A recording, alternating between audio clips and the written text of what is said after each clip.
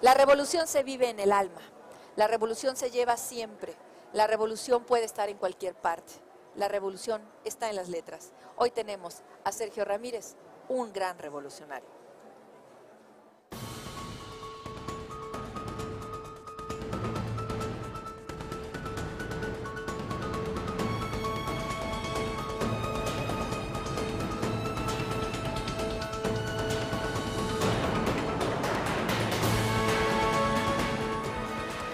Autor de Sombras nada más y Mil y una muertes, El cielo llora por mí, Mentiras verdaderas, Adiós muchachos y de tropeles y de tropelías, podemos decir que Sergio Ramírez es mucho más que solo un escritor para citar. Él es un escritor que en sus novelas refleja la dificultad de, ¿por qué no decirlo?, el compromiso y de todo aquello de platicar un poco más de los países de donde él ha habitado y también de los personajes que se comprometen con las causas revolucionarias. Sergio, gracias por estar con nosotros. Mil gracias, Cecilia, por esta invitación. Encantado de estar aquí contigo. Sergio Ramírez, estábamos hablando un poquito de cómo sería el festejo de los 70 años ahora que ya pronto se acercan, ¿no? Ese que ya está tan esperado por hijas y pareja, ¿no? Pero también hablábamos de cómo la literatura es el primer amor de Sergio Ramírez, ¿no? Sí, yo empecé a escribir muy joven, a los 17 años escribí mi primer cuento, a los 20 años publiqué mi primer libro de cuentos en una edición casi clandestina, pero esta fue mi vocación siempre. En un país de poetas era bastante extraño que surgiera alguien con vocación de narrador, de querer contar lo que yo veía a mi alrededor, traducir la realidad en palabras, ponerle una capa de imaginación, pero yo me di cuenta que tenía esa vocación desde joven, desde adolescente. Mi padre me envió a la universidad a estudiar la carrera de Derecho, pero yo nunca pensé que yo sería un litigante de juzgados o un juez o un magistrado. Rubén Darío te perseguía. Sí, sobre todo porque Rubén Darío, además de poeta, que es como es más conocido, era un gran prosista, cuentista, cronista, periodístico y es un gran ejemplo, es un ejemplo universal en Nicaragua. Uno no puede librarse de la sombra de Rubén Darío, está hasta en los billetes de banco, los nombres de las escuelas, las avenidas, los monumentos en los parques, de manera que es una presencia, lo que el poeta José Coronel Urtecho nicaragüense llamaba el paisano inevitable. Ahora, este paisano yo creo que impacta a muchos jóvenes, ¿no? Los nicaragüenses son grandes narradores. Hay más poetas que todo, hay más poetas que todo. Ahora estamos presentando en la feria una antología de la poesía centroamericana que me encargó a mí el Fondo de Cultura Económica y otra del cuento. Y en la poesía Nicaragua duplica a los demás países centroamericanos en el número de poetas representados. Esto es inevitable. Es inevitable porque es un país donde la poesía no solo es abundante, sino que tiene muchísima calidad. Pero además de poetas, son muy revolucionarios y muy comprometidos.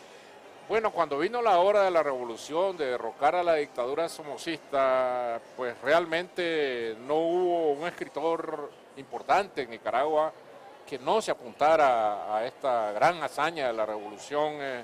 Ernesto Cardenal, Gioconda Belli, yo también participé en esta gesta del derrocamiento de la dictadura y en buscar para Nicaragua un camino nuevo, diferente, un tipo de democracia que todos pudiéramos compartir, de justicia social, y ese fue nuestro intento, no como políticos, sino como intelectuales, como creadores, como artistas. ¿Qué se enfrenta después todos esos intelectuales luego de lograr la revolución? El futuro que se presenta como un horizonte incierto, pero lleno de entusiasmo, de las cosas por venir, de lo que uno quiere construir. Pero bueno, el poder va cobrando su precio, el poder en cualquier sistema es el mismo.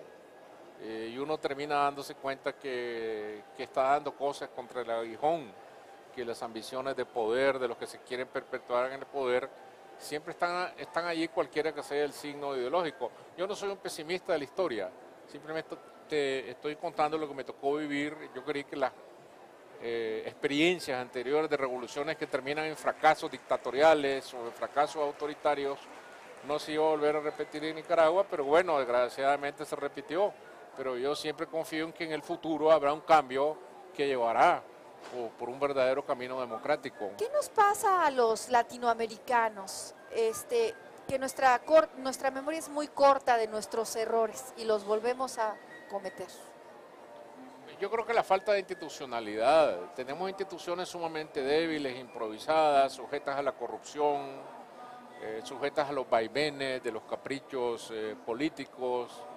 El desarrollo institucional que se soñó en el siglo XIX cuando se fundaron las nuevas repúblicas americanas todavía no se ha consolidado y tenemos la desgracia de que los individuos, las personas, siguen siendo más poderosas que las instituciones. Ahora se suman a esta lista de poderosos unos actores que no solo vienen acompañados de dinero, sino también de armamento.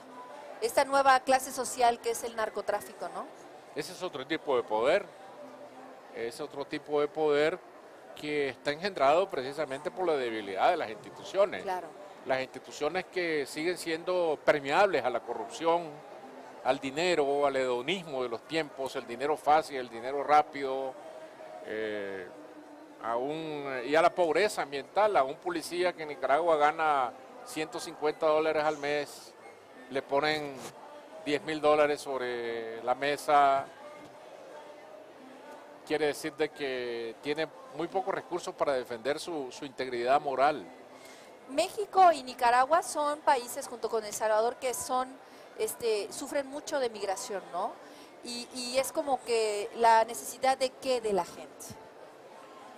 La pobreza, la desigualdad económica, el crecimiento económico falso, diría yo, que se muestra en las cifras, suben las exportaciones, pero sube el Producto Interno Bruto de alguna manera, pero mientras tanto hay inmensas masas de gente desheredada que no tienen otro camino más que el exilio económico e ir a buscar a los Estados Unidos el gran sueño americano, que resulta muchas veces en una fantasmagoría, en una tragedia, y los coyotes comienzan a ser victimarios de los emigrantes desde que salen de su casa. Claro. Les roban, los dejan perdidos, luego los Zetas los asesinan. Es un verdadero calvario. Vamos a hablar de esos calvarios que de repente le gusta reflejar a Ramírez en sus novelas y sobre todo de cómo capta su realidad en Nicaragua. En un momento más regresamos aquí en Esferas.